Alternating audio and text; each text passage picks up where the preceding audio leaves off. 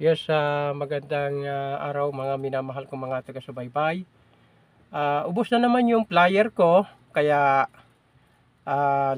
paparoon na naman ako doon sa suki ko na xerocans ng mga papel. Magpapaserox na naman ako ng papel doon sa pinapaserokan ko. At ito yung papel na pinapaserox ko para gawin kong flyer.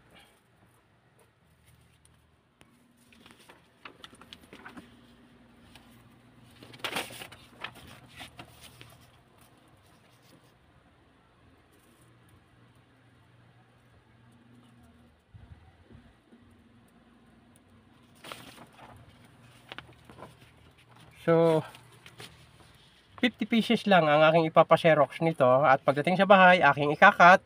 At pag ito'y naikat ko, so umpisa na ako na lalakad at paparoon sa mga kapwa ko Pilipino upang live appearance ako sa kanila para kausapin ko sila kung ipapalo ba nila ako ng Facebook para dumami naman yung aking followers. Ganon ang pamaraan ko, sapagkat nababagalan ako sa takbo ng followers. Kaya minabuti ko na mag live appearance ako sa aking mga kapwa Pilipino.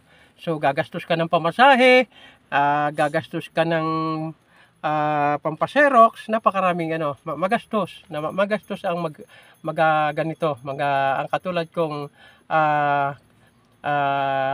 creator, nagki-create ng mga content creator. Siyempre marami akong ikino-content, so magastos ito.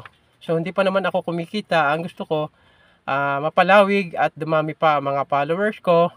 Kaya sige lang ako, tuloy lang ang laban para labanan ang kahirapan, at may awa rin ng Diyos, magtatagumpay rin tayo.